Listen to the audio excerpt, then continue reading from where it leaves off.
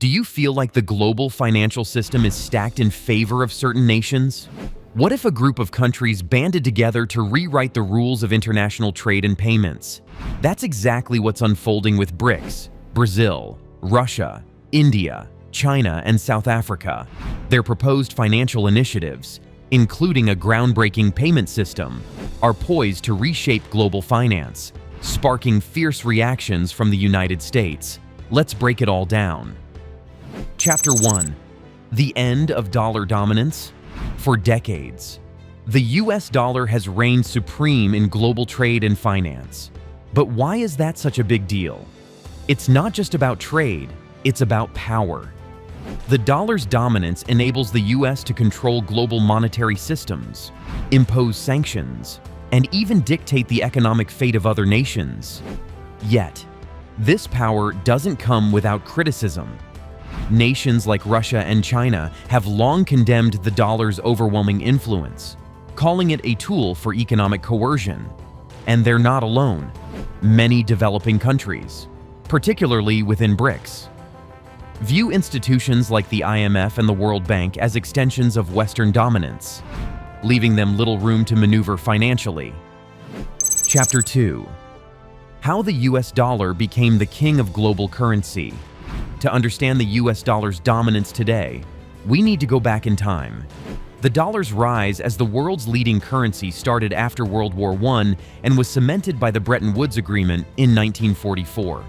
This agreement created a global monetary system where other currencies were tied to the dollar, and the dollar itself was backed by gold at a fixed rate of $35 per ounce. But by the late 1960s, cracks started to appear. Inflation in the US was rising, and other countries began questioning whether the US could keep its promise to exchange dollars for gold.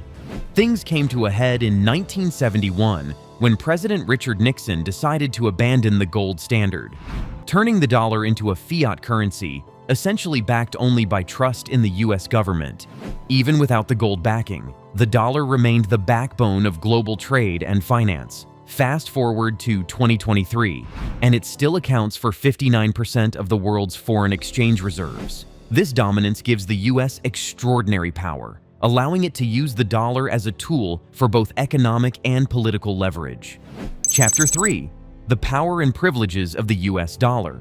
The US dollar doesn't just dominate the global economy. It gives the United States some serious advantages that other countries can only dream of. Thanks to the dollar's status as the world's go-to currency, the US can fund its deficits by issuing dollar-denominated bonds, which are always in high demand. Why? Because investors worldwide trust US Treasury bonds. They're seen as stable and reliable. This exorbitant privilege, as it's often called, lets the US borrow money at lower interest rates than most other countries. It also means the US can run larger trade deficits without immediately feeling the pain. But it's not just about borrowing. The Federal Reserve's decisions, like raising or lowering interest rates, can ripple across the globe. For example, when the Fed hikes rates, international capital flows into the US, strengthening the dollar and impacting trade balances everywhere. Beyond that, the dollar's dominance gives the US a powerful geopolitical weapon: economic sanctions.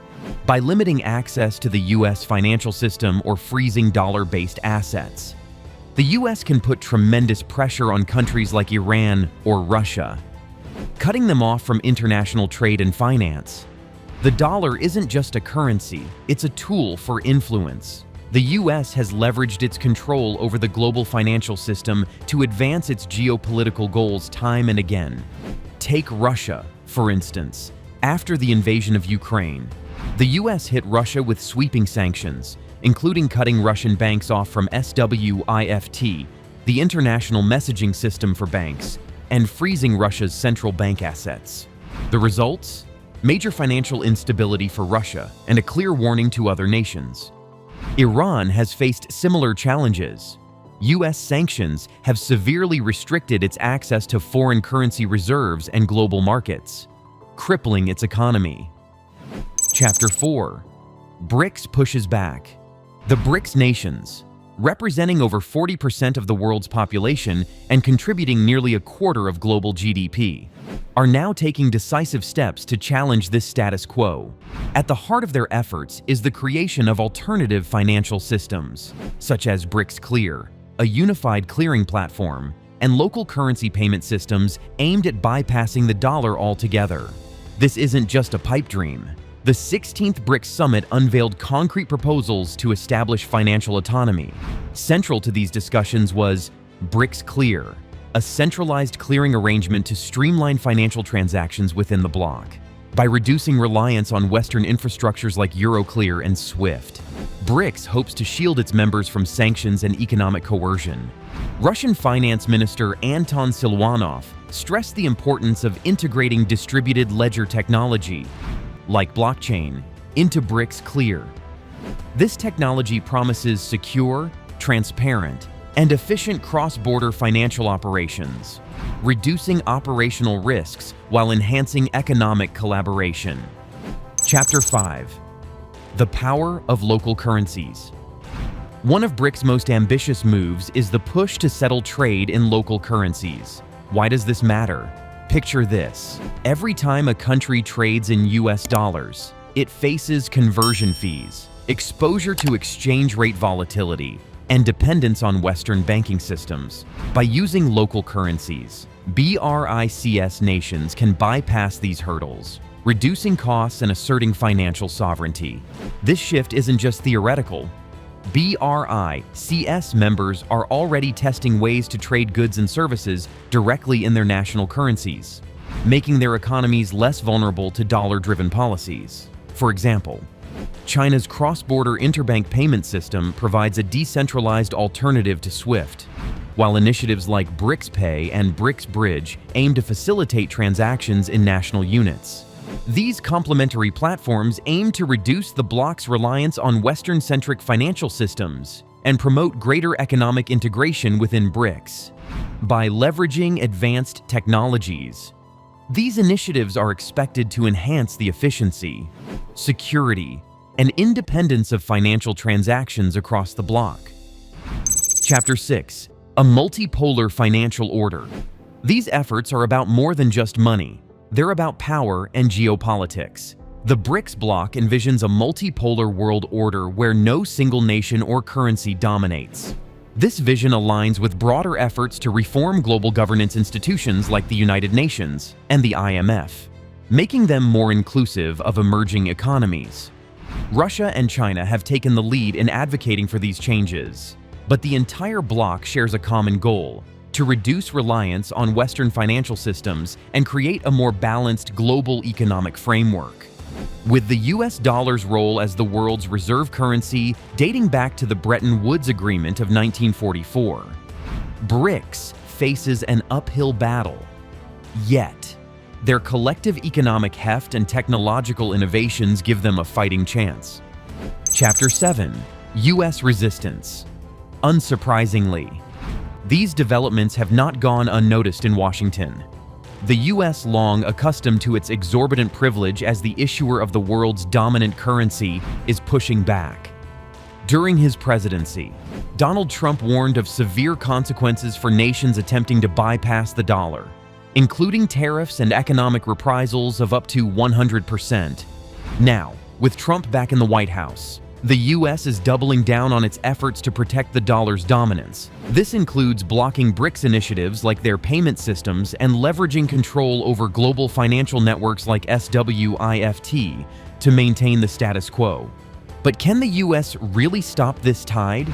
History shows that the dollar's dominance is not immutable. Before World War II, the British pound sterling held the top spot, only to be replaced by the dollar after the war. Could we be witnessing the early stages of another transition? Chapter 8. Technological Innovations. One thing is clear: BRICS is not relying on old methods to achieve its goals. The integration of DLT into platforms like BRICS Clear is a game changer. By using blockchain, BRICS can ensure secure, decentralized financial transactions, making it harder for external actors to disrupt their systems. DLT's decentralized nature also reduces the risk of single points of failure. ensuring that financial operations remain resilient even in the face of cyber attacks or sanctions. This technology could allow BRICS to develop payment systems that rival, if not surpass, existing Western platforms in terms of efficiency and security. Russian Finance Minister Anton Siluanov has emphasized the potential of DLT to revolutionize financial clearing systems, enabling near-instantaneous settlements and fostering greater trust among BRICS members. Chapter 9. The Stakes for the Global South. BRICS financial initiatives are not just about challenging Western dominance, they're about empowering the Global South. Through South-South cooperation, the bloc aims to strengthen economic ties among developing nations, fostering trade and financial synergy.